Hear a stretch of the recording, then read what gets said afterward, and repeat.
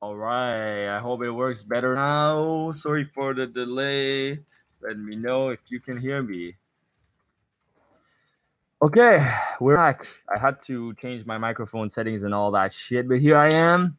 And today's topic, to start over again. Yes, Alberto, let me know if you can hear me well. I switched up my audio settings and shit, so I hope it works better. But awesome. So, how do you invest in yourself? First of all, what does it mean? Awesome. Glad it works, morphine. What does it mean to invest in yourself? There are many ways you can invest in yourself. So some people they'll typically see it as investing money. Uh, you know, uh, Investing in the stock market so you get more money in terms of whatever shit, or compound interest, and or invest in a house, invest in whatever, a travel, a trip. But yeah, those could be good investments. But I think what's infinitely more important than investing in monetary things is investing into your inner well-being, investing into your growth, your personal growth, your psychological growth. You know, because when you invest that type of energy in yourself, this can never be taken away from you. You know, your house could be taken away from you. Maybe your house gets on fire or whatever shit, and you're stuck without a house. This could happen, or so many things could happen. In the external world, yes, you can acquire things on the external world, but really, what's inside of you, you'll never lose it. So for example, you could invest a lot in, let's say, acquiring skills. You know, different skills. It could be, if you follow this channel, it could be getting better with girls. So then you invest that time and energy into going out, uh, bettering your social skills, your soft skills, you could call them, that are important, let's say, at a new job where you need to know how to interact with customers. Those are skills that you invest time and energy in to develop. And that's a very different type of investment that most people, they don't even think that far. Most people, when they think of investment, they only think about money.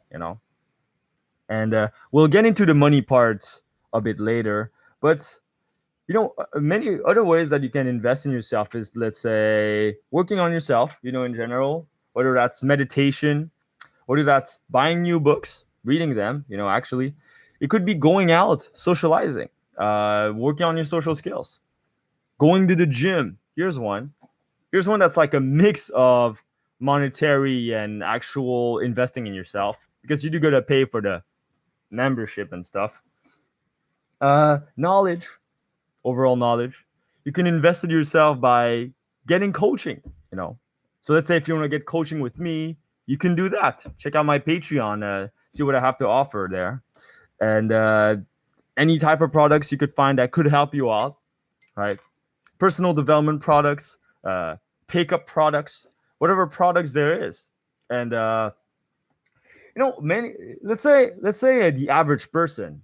If you told the average person, um, if you told the average person that, let's say, you spend $200 on a specific course, or $200 on buying 10 books, people would say like, yo, $200, that's insane, man. Yo, with $200 you could buy like a PS3, or yo, you could go on a little road trip, whatever shit. They don't get it, right? It's um when you it, when you are investing in something that will grow, that will give you ten times the amount back, it should be a no-brainer. you know let's say this $10 meal that you buy at a McDonald's, whatever. What is that going to give you back in return? Yeah, short-term gratification. Yeah, it's going to taste really good, but long term, it's not going to give you shit. Actually, it's a negative return. That McDonald's will make your life worse. Will make your head foggy. You have brain fog, because you'll be tired and shit after the meal. You will start procrastinating and feeling lazy. You won't work. So that $10 is not doing anything. It's actually a negative. It's a negative investment. It's something negative. It'll bring you down. But if you take that same $10 that you invest in a nice little book, right? Those little $10, you get 100 to 1,000 times more back.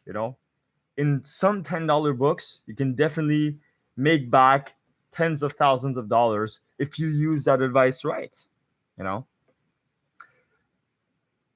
For example, those videos. Some of those videos that you will watch, the advice that I give you, the little 3 minute or the little 10 minute that you spend just listening to me speak, it could save you months of just spinning your wheels and like trying to figure it out on your own. Trying to figure out how to be happy, how to be confident, how to interact with other girls, how to become more self-actualized instead of just running around like a hamster with in a wheel. Now you have some sort of roadmap. So by investing that time or money or whatever you invest in, you will save back about 100 times more down the line. And I think the reason why a lot of us are not able to see that far, or are not able to invest in themselves, is that they can't see past 1 or 2 meters away. They can't see 1 kilometer away. They can't see past their immediate their foreground, right?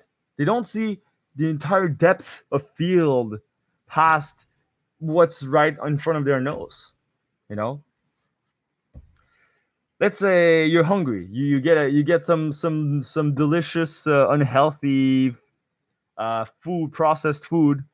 Like the first thing you see is the immediate gratification, but how about the long-term effects? So it's really being able to invest in yourself. It's also being able to see uh, see past just the superficialities. See the deeper value of things, the intrinsic value of things. It's not. I think most people, they see value in things more in a superficial manner. Let's say I'm trying to think of something. I don't have an example here, but okay. Whatever thing they see in front of them, it's a they see I don't have an example right now, but let's say they see a chair. Okay, they see a nice chair over there, and they're like, yeah, so this chair, it's kind of to sit on, and it's just to sit on so I can eat and whatever, eat at my dining room, right? That's sort of just like the superficial value of things. But what if this chair, you kept it for a longer time and it built some sentimental value around it? There was like something more deeper than just the chair, about that chair.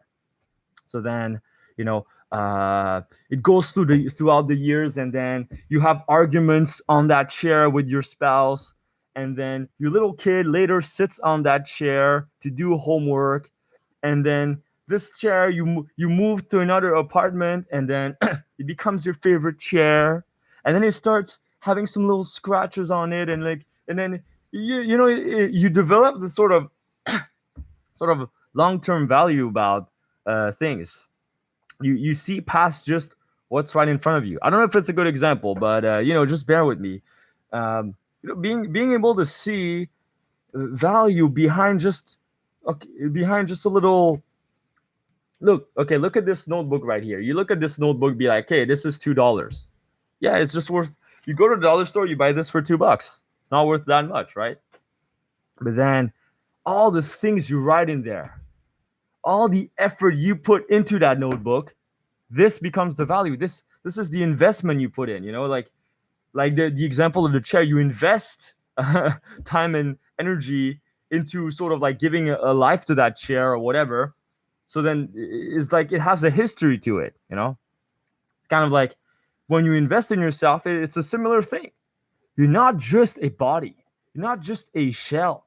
You're not just like a whatever superficial shit that you have. No, you're not just a mask, right? See, when you see me talk on camera, you're like, who's that guy with a mask? Especially probably some of you guys might be new to that channel. Like, what the fuck is that mask? But then you can see past the mask. What's behind the mask? What's the intrinsic value behind just the superficialities, right? Not get fooled by the mask, not get fooled by just the superficial, short-term gratification and utility of that thing. You see beyond that. And I think that's the deeper paradigm you're going to come from if you want to learn how to invest in if you want to really invest in yourself, invest in your growth. And that's really the starting point. The amount that you invest in yourself is the amount that you exert self-love, and you show self-love to yourself, and you grow in self-esteem. Because I think self-esteem and investing in yourself, they come together. The more you invest in yourself, the more self-esteem you'll get, and the more confident you'll be in yourself. And the more self-esteem you have, the more you'll invest in yourself. So it's kind of this dynamic. But hey, if you're lacking in one or the other, then just work on, by just investing in yourself, it'll just autocorrect. Really. So yeah. What about Instagram? What do you mean Instagram? Yeah, go on Instagram. I think most social media is 95, even more, like 99% of the time is a waste of time, unless you want to build a business, unless you want to you want to grow some sort of audience or whatever it is, or you want to network. Then yes, social media can be useful, but other than that, social media is mostly a waste of time. So I don't think it's really an investment in yourself. Even if you build the nicest Instagram in the world, right? It's just an image of you, man. It's just it's like it's a superficial, it's a mask, right? Like this online presence I have on YouTube, it's just a mask. Yeah, it is building a brand, it is building a business, in some way. But at the end of the day, uh, I could put all this show on YouTube, whatever, and never grow myself, and just no, yeah, you gotta work on the image you portray, I guess, on the internet, or on your appearance and stuff. But overall, just spending your time on social media, I think it's a waste of time. Alex Opal says, "Is it a privilege to be fearless?" Privilege. That's an interesting question. You frame it as a privilege. Um, Well, there's some people that are fearless. For example, psychopaths, sociopaths, they don't have much fear. There are people that there's sort of I don't know if it's the amygdala, hippocamp. I don't know which part of the brain that triggers the fight or flight, but some people just have it out of whack and they just don't have fear. And those people are actually fucked up. So I would say you want to have a healthy dose of fear. People who say that you got to be fearless and stuff, I think it's impossible to be fearless, but you can be very courageous. I've been listening to Extreme Ownership audiobook by Jocko Willink, Navy SEAL, and they were talking about all their operations. Their Navy SEAL operations where they had to they were in Iraq, and they had to secure the city of Ramadi, whatever thing, and all those stories. And just by listening to it, you can feel the fear. And then those guys that train for months and even years sometimes, just so they can be deployed and save the city or whatever. And they're full of fear, they're totally terrified, you know and no, I think to be fearless, I think it's impossible. You can master fear, you can learn how to better deal with fear, but to be entirely fearless, I think, is a dream, and it's impossible. So going back to the topic of the live stream, you shouldn't I think all of us should invest time into mastering fear. We should all spend some time doing something that we're afraid every day, a little thing that you're afraid every day. If you can't do it every day, at least once a week, go out, do something a little outside your comfort zone. And we should all do that. So, Ziad Daoud, positivity is really bad. What are your thoughts about that? No, it's not really bad at all. I know I did a video on how pessimism can help you and how being overly positive can be bad, but it is a gray zone. Um, it is a really gray zone. You want to kind of you. It's a paradox. So you should have sort of a logical assessment of things, see the positives as much as the negatives, and it's like if you go to war, and you have to kill down the enemy.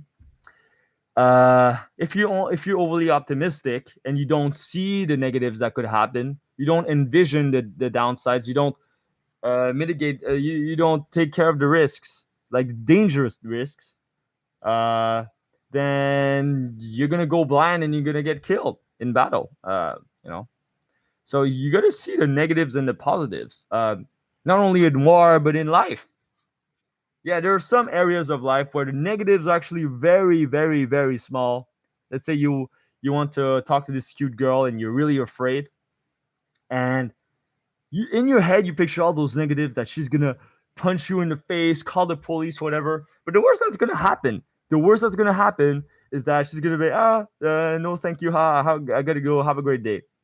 And maybe like one or two old ladies over there on the park bench, they notice it for half a second and then they forget that it ever happened. This is the worst that will ever happen. So sometimes the negative, in some instances, negativity has like doesn't fucking matter, especially in this world. We live in a very safe world right now, especially if you live in a Western first world country. It's so safe right now that there's not much negativity to worry about, you know. So all those people that invest their time in thinking negative thoughts and thinking, oh my god, World War III, yeah, maybe World War III, but I mean, you were pretty safe, if you have a roof over your head. If you can watch this freaking video right now, you're pretty safe. You're like richer than what, like 80% of the entire planet if you can watch this video. So yeah, yeah, positives but also negatives. I think both. You gotta look at both. So yeah, chicken permission the shaved. Social media is a good way to get a headache. I agree. Um, yeah, I think many people spend too much time over there. So people are coming in. What's up, guys? Funny Spaghetti says, hey. What Funny Spaghetti?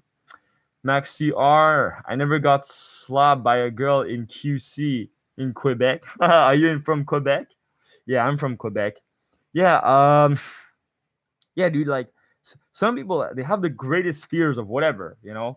The greatest fear that, oh my god, if I do this, I'm gonna get fired from my job. Oh my god, if I do that, I'm gonna get punched in the face. Holy shit, I'm gonna lose all my money if I XYZ. No, like, worst case scenario, if you know, worst case scenario, if you start this business and it fails, technically you can always go back to your old job. It's not at the end of the world. Yeah. Yeah, sure, you would have failed your business, but technically you're not going to end up on the street if you at least have a high school diploma, right? You're going to at least get a little shitty job. Yeah, sure, it'll suck, but you won't die. It's not the end of the world. Hey, if you don't get this job interview, it's not the end of the world. You still got that old shitty job that, hey, still kind of shitty, but at least you live in a first world country. It's not that bad. So yeah, guys, that's how it is. Social media is great, used wisely. Yes. This is social media right here, guys. This is what I'm using right now. Yeah. What does soul selling to the devil means to you? Soul selling to the devil. I don't know. I've never asked myself the question. Soul selling. Like, I guess being super evil.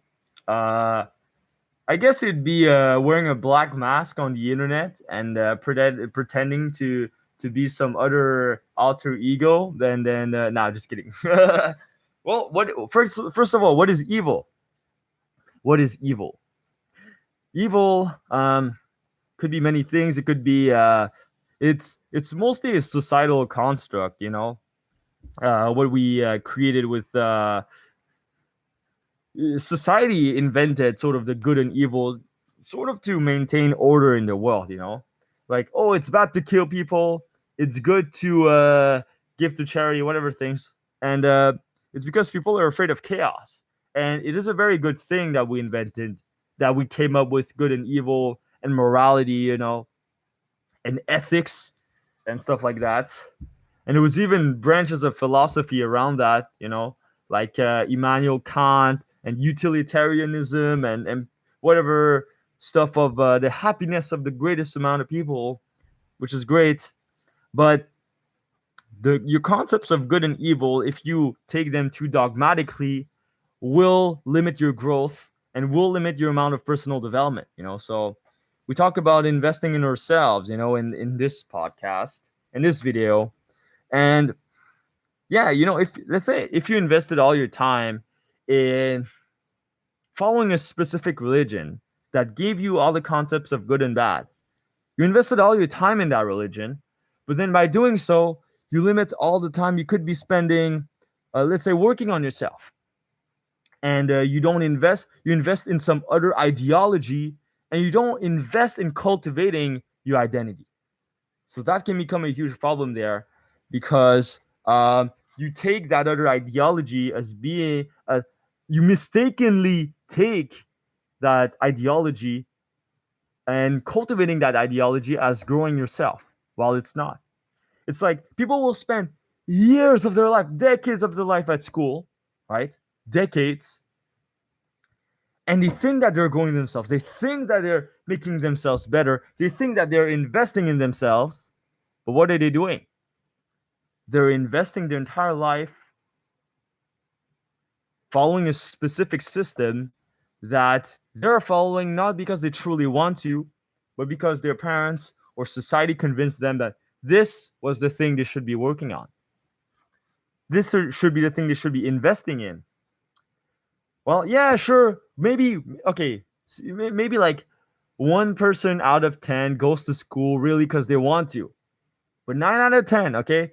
Let's be honest here, okay? Let's not bullshit ourselves.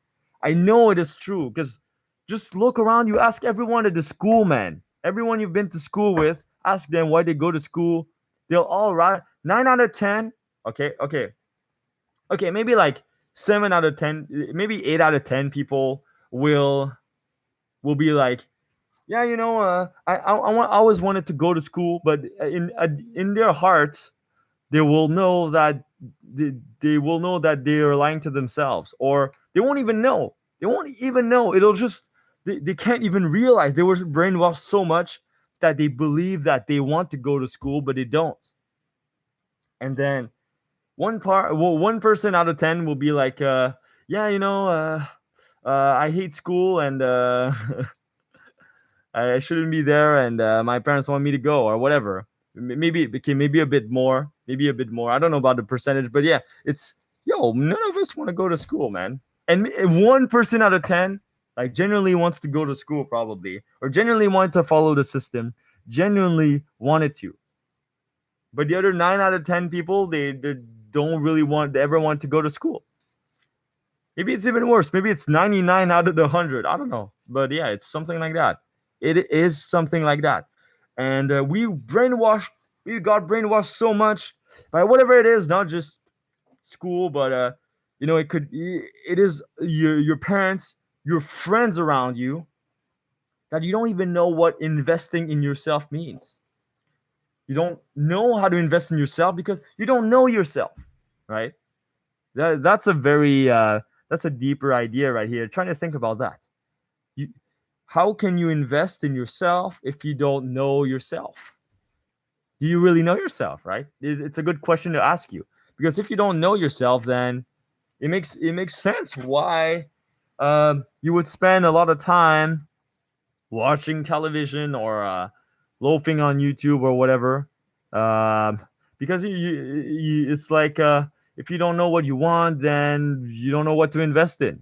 So then you invest in external things that don't fulfill you, for example. So yeah, that's kind of what it is. Zia Dode, I mean by bad positivity, some people keep saying affirmations and stay positive. Okay, I'm happy in these shits, but they avoid confrontation with themselves so that their problems increase over time. Yes, it is a huge. There's so much nuances there with positivity, but yeah, blind positivity, I think, is pretty bad. Affirmations do work if you believe them, right? If you write down affirmations that you do believe, it'll work. But if you're trying to trick your brain into thinking you love yourself when you don't, or tricking your brain that you are rich while you're not really rich, then it's just kind of your brain will not accept it because your brain will be like, "What? You think I'm stupid? You think you can convince me? No, you can't." Right? It'll be like this inner conflict in yourself, and it'll just make everything worse, right? Um, so, but the law of attraction, if you saw my previous video, it does work. You know, it does work if you, yeah, if you're positive, you will attract more positive things and stuff like that. Uh, but also realism and taking action, matters. When we talk about investing in yourself, it's not just passively, sitting down and watching a video and hoping to learn more about it. No, um, it's also taking action after the video. What are you gonna do after the video? Let me drink. Yeah, I'm a little thirsty there. Alex Hebert in 40 Laws of Power. How do you personally use the law? Never put too much trust in friends. Learn to use enemies. Oh, this law, man. The first time I encountered this law, I was like, what the fuck, man? I was like so shocked. Like, how can they say this? How can they say this to my friends? I have amazing friends. They can't say that to my friends. But it is true in terms of power. Now, in terms of friendship, in terms of fulfillment and happiness in life, of course you want friends. Of course you want relationships. Of course you want good stuff around you.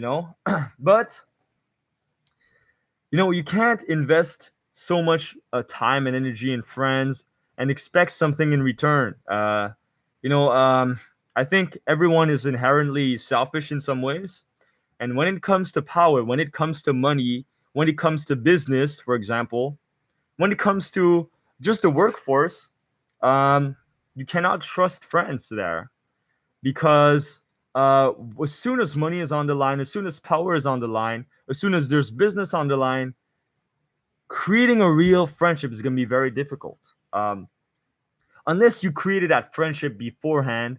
But let's say you want to turn a business partner into a friend, it's going to be hard. It's going to be hard. Or like a client into a friend, it's going to be hard because there's money involved. And because of that money, there'll always be that barrier. You can never really trust that person. Or, yeah, you invest into that relationship, you invest into that business relationship, and you want to turn that into a friend, let's say. But how much can you trust them, really?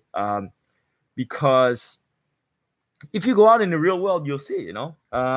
If you go out just at job interviews. By the way, I was at a group interview recently for a new job that gets paid a lot more than my current job, and it was everyone for themselves. With friends. Yeah, you can make friends at, let's say, the interview panel or whatever, but they're never gonna be real friends because you're all competing for the freaking job. You're just being polite there. So in what depends on the environment.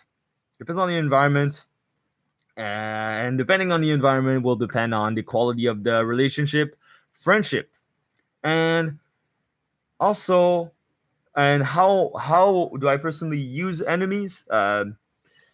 Enemies have so much to prove, man. They they're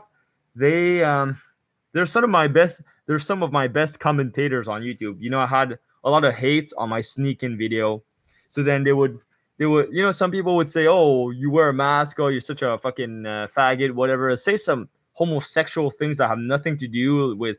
I don't know what's that thing with like throwing racial slash homosexual slang words to people. It doesn't make any sense. But anyways, um, and with those people, you know what I say? I just say, well, after their hate comment, I say, interesting, please tell me more. And then they tell me more, they banter, they say some whatever random shit, like a huge paragraph. And what do I say? Interesting. Please tell me more. And they continue, they fucking continue. And you know what that does? That helps my channel go up in ranking because they just say a bunch of shit. And I just copy paste the same exact comment to every hate comment, and yeah. So that's how I use enemies on the internet, at least. Nicolas Toms, who can truly know oneself? The inner being will never be able to know what its self truly wants, or is same with knowing another person. We'll never understand how to know ourselves. Yeah, it's like it's if you ask yourself who am I, right? Ask yourself that, who am I? You come down to an infinite regress, right? They call that in philosophy. In I think they call that in like epistemology, where you can go to the infinite. You can ask a question within a question within a question, and you'll never find that end point. So if you ask, "Who am I?" You're like, "Oh, I'm my body." Okay, what's the body? Yeah, it's a bunch of cells and my brain. So are you saying that you're a bunch of cells in a brain? Yeah, I guess. Okay, so what about your body are you? What about the brain are you? Well, I'm just the brain. No, but like in the brain, like the brain itself. What the fuck are you? I don't know. I guess there's like there's a point behind my brain. This is sort of what I am. Okay, where is that point located? Well, in the brain. Okay, well, where is that? I don't fucking know. Yeah, exactly. So who are we? That's the question. Are we some identity? Are we our past? Are we our childhood and our present self and our future self combined? Or are we only the future, or are we only the present self? You know, if we're the body and then every few years all your cells regenerate, then every few years are you a new person, right? It doesn't make sense. So yeah, it is a huge paradox. Yes, on a spiritual metaphysical level, you can't really know yourself, I guess. Or yeah, maybe you could in on a superficial level. So it's a huge paradox of life, and I still haven't cracked the answer yet. But yeah, when I talk about investing in yourself, it's just sort of, yeah, investing in yourself in the practical sense. The self um, that needs to be healthy, needs to be fit, needs to have friends, needs to have good relationships, needs to be fulfilled. That type of self. And yeah, there's this huge paradox that while you're investing in yourself, we still don't know who we are, or we still will never know, uh, you know, what is consciousness and what is human consciousness and whatever the fuck we are. But yeah, like we still gotta invest in ourselves. Even though life is meaningless, we can create our own meaning.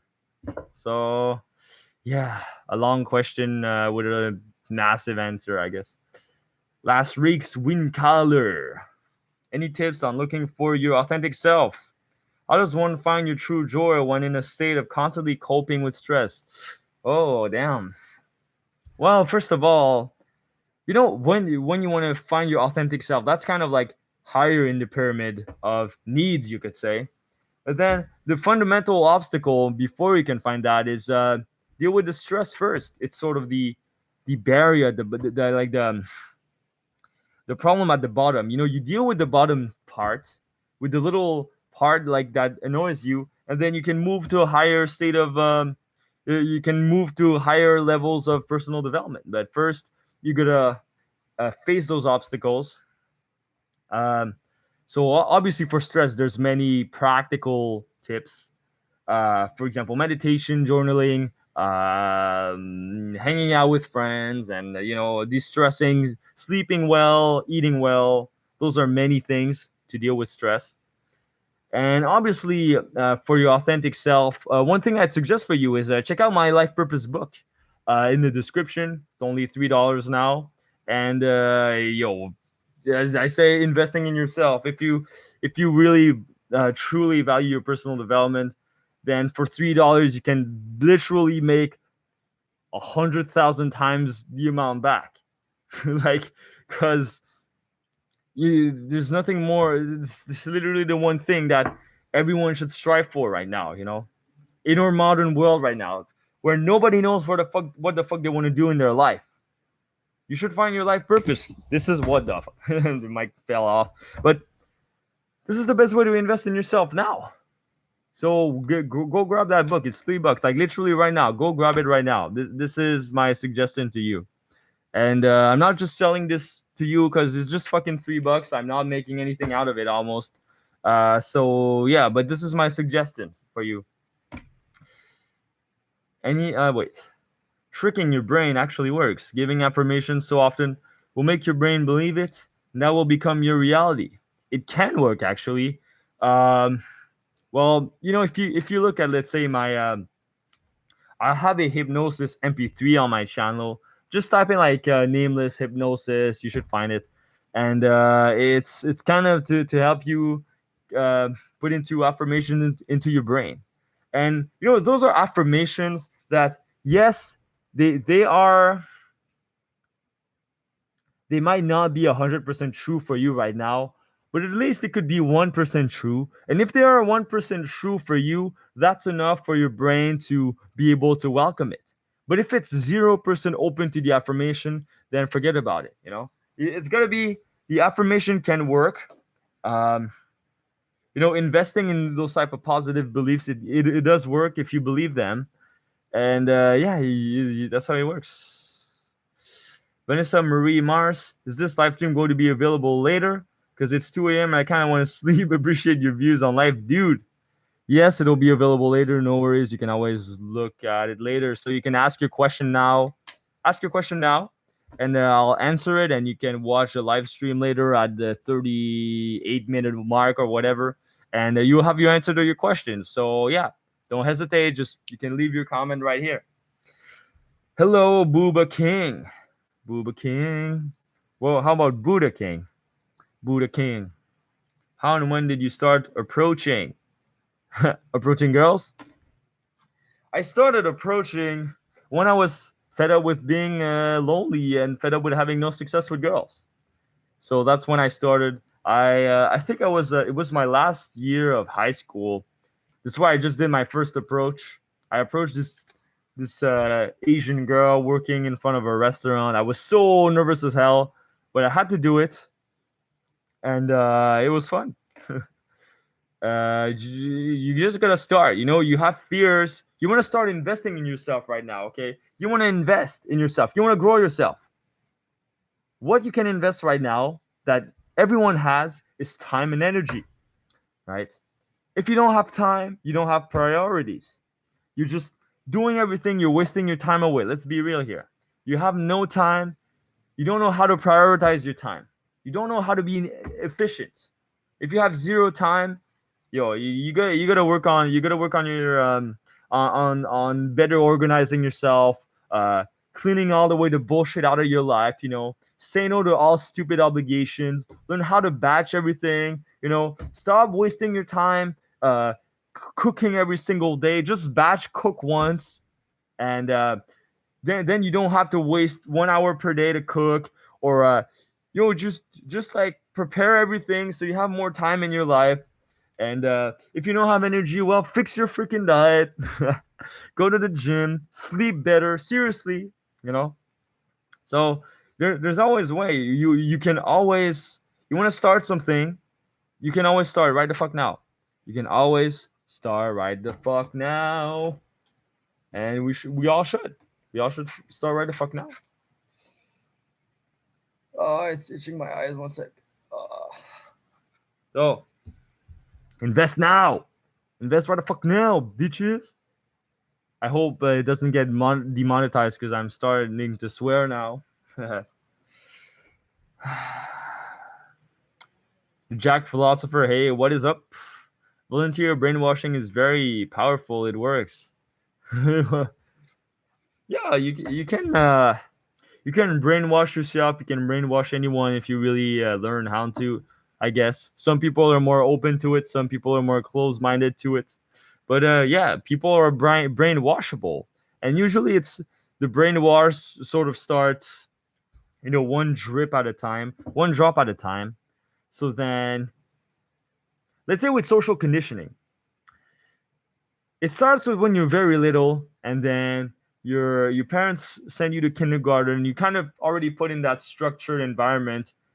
Kindergarten, that's a lot like like school, Then you start kindergarten, and then you go to school, and then the brainwashing just keeps keeps hammering into you, and then we tell you to be realistic, to go to school, that you can't just achieve your dream like that and shit like that. So this is what fucking happens.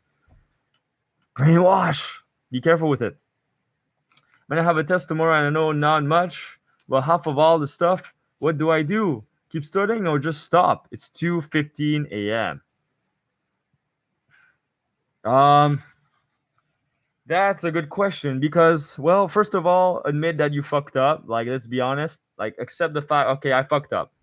I didn't study. I didn't plan my time, and I last minute and I fucked up. Whatever that is, don't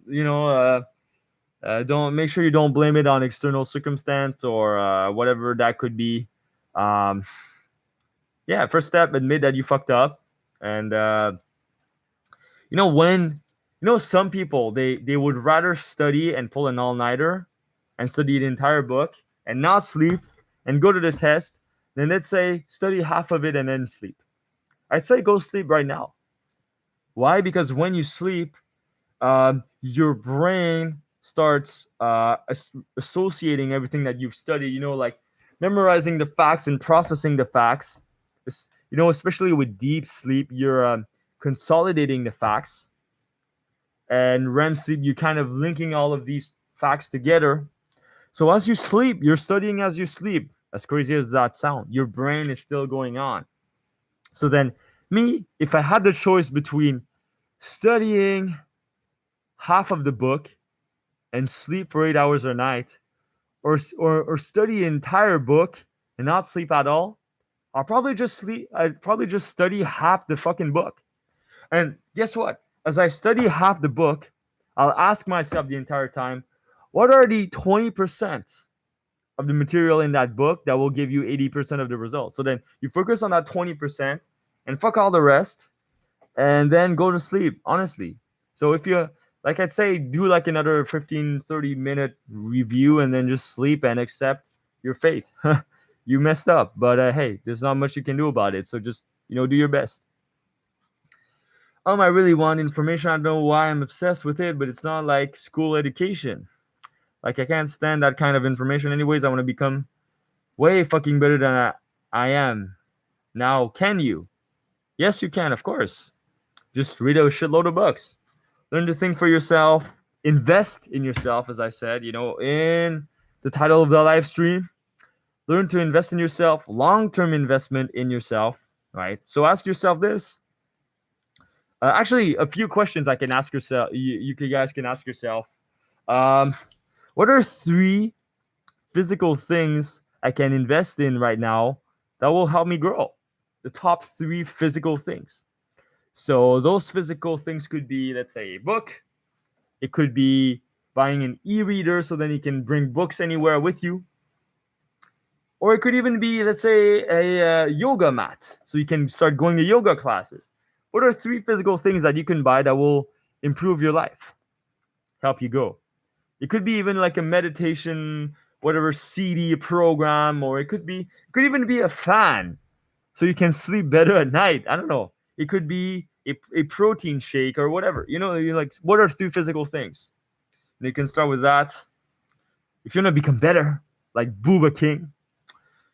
And now, what are 3 skills that I can invest in that will better myself? So 3 skills could be anything like from social skills to seduction skills to public speaking, like me, for example. Could be reading, speed reading, programming, business skills, writing skills if you want to be a writer, filmmaking skills, you want to make videos. 3 skills. And then you can start with those 3 things, And yeah, I'd say start with that if you want to improve yourself. It's not just knowledge, it's also implementation of knowledge, right?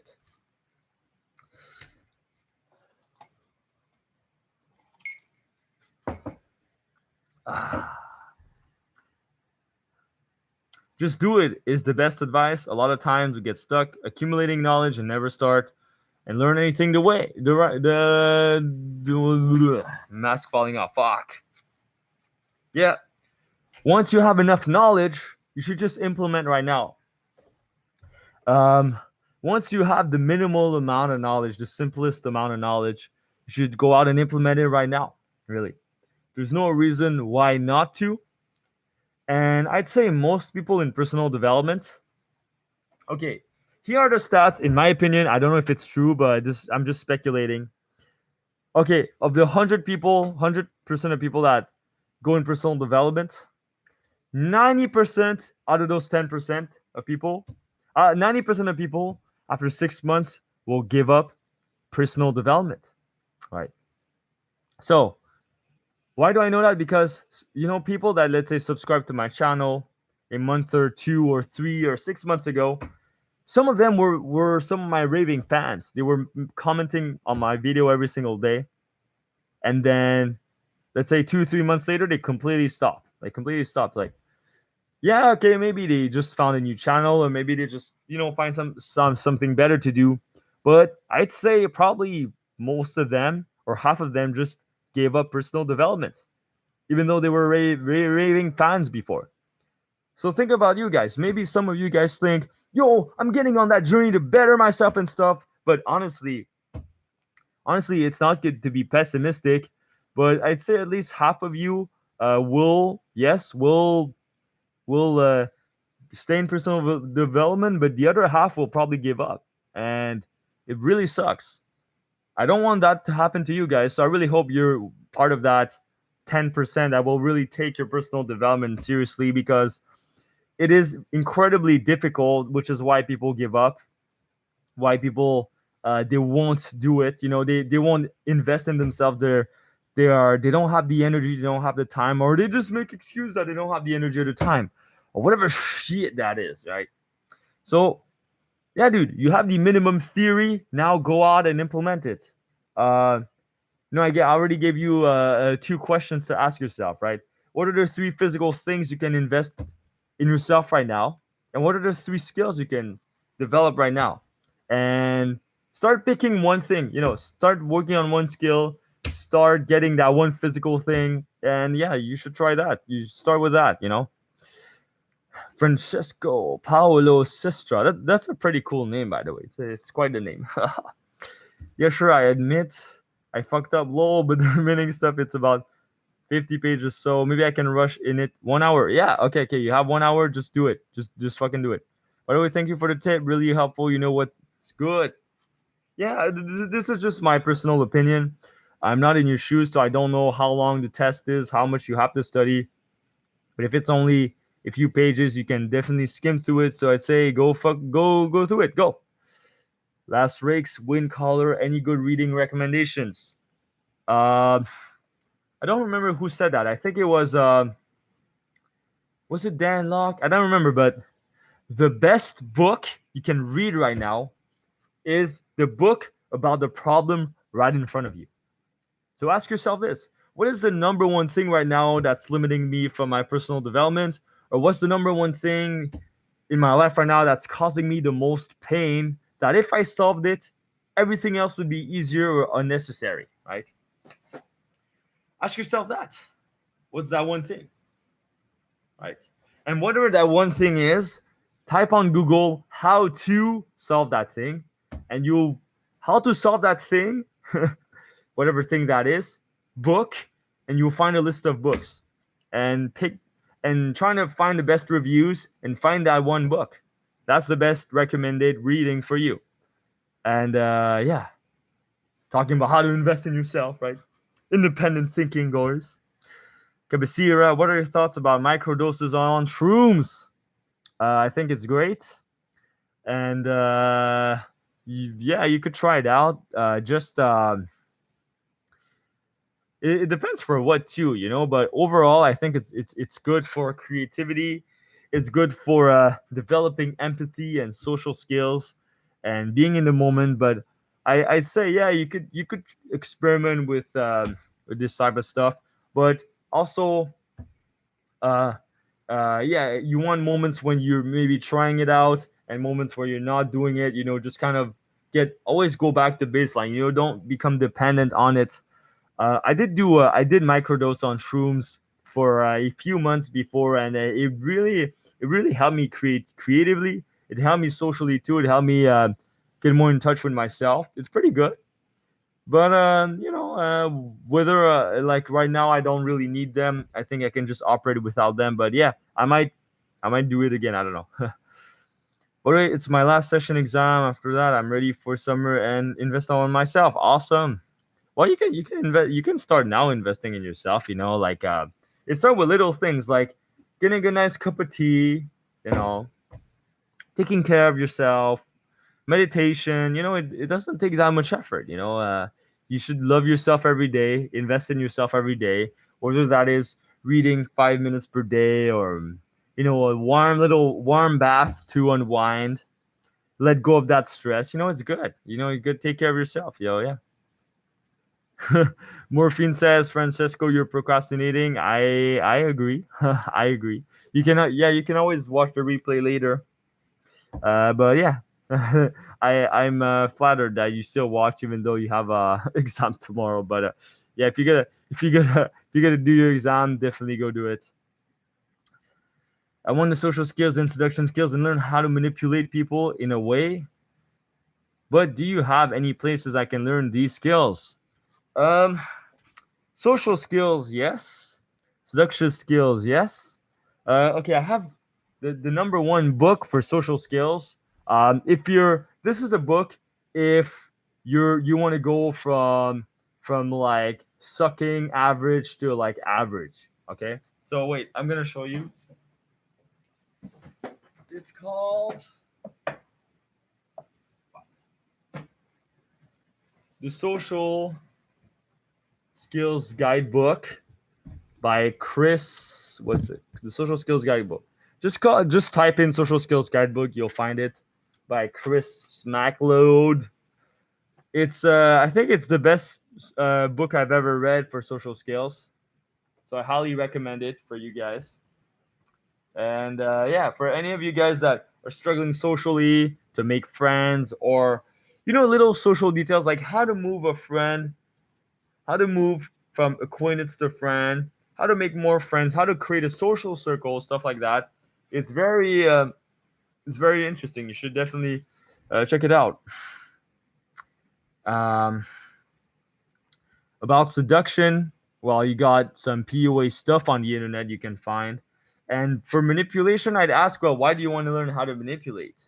Most of the information I have on manipulation on my channel is not to manipulate others, but it's to protect yourself. But I don't think you should ever have the motivation of wanting to manipulate other people because that would turn you into a Machiavellian fuck. And I don't think it's a good goal to have, to learn how to manipulate. But you could learn how to how to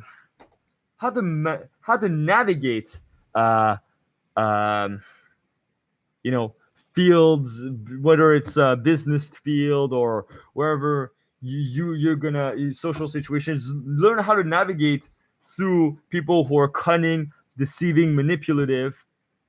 Then that's a great skill to have. Learn how to operate in the real world without getting stepped on, without being a people pleaser, without being taken advantage of. That's great. But to manipulate others, I guess, yeah, you could learn how to yeah, you can learn how to deal with manipulators by manipulating them back. But unless you have a really good reason to do it, I'd say 99% of the time you shouldn't. You don't really need to. You don't really need to. But you can learn how to use power games in your advantage. You know, you can learn how to assert yourself. You can learn how to become better. Um, I had this job interview, this group interview, where there were 14, I think there was 13 people interviewing for that one job that like has 6 spots, so you would know already that half the people wouldn't get in. So there was this sort of implicit competition, like this like competitive, sort of like confrontational vibe throughout the entire interview. And then it's that type of situation where you have to use, like you say, Booba King, uh, use social skills, seduction skills, I guess, like persuasion skills, and learn the power dynamics so you don't get stepped over. So at that job interview, what I did is that I'm a pretty introverted person. I don't really like to, let's say, speak to a huge group of people, or like have to deal with extroverts and stuff. And a group interview is somewhere where I really have to assert myself, or else the extroverts will step on top of me. So then, I'd make sure when we had like those group activities, I was paired up, during the group activity at that interview, I was paired up with the two most extroverted people of the entire interview panel. And then as soon as we talked into teams, like they just start babbling and talking and shit like crazy. I couldn't even get a word in. I thought, holy fuck, if I don't step up, I'm gonna get fucking taken advantage of. So I thought, okay, you know what? When it'll be the time to present or a little project, whatever, I'm gonna make sure that I'm the first one to speak and the last one to speak. And that's what I did. And we had to present this sort of case study thing to the rest of the interviewees. And while they just start talking and shit and like babbling, I just stole all their ideas and I told them, hey guys, I'm gonna talk about exactly what you guys are talking about. Is that okay? They're like, yeah, sure, talk about it. And then I basically shut up the entire time. And then when it came time to speak, I just stole all their ideas. And I made sure I was the first one to speak, last one to speak. Why? Because it's a freaking competitive game. It's not to be evil. It's to be it's to face the reality of the workforce, the workplace. It's like everyone for themselves. It's a freaking group interview, and 70% of the people there will not be taken. 70% of people will be rejected. So it's sort of this competitive thing. And yes, I guess it's manipulative, but I think it's for a valid reason. So yeah, we went on a huge tangent there, but I got a bit passionate there. But yeah, guys, when you invest in yourself, it's also about developing social skills, not being afraid to also tap into your dark side, and you know, be a bit cunning if you have to, with the people that are your competition.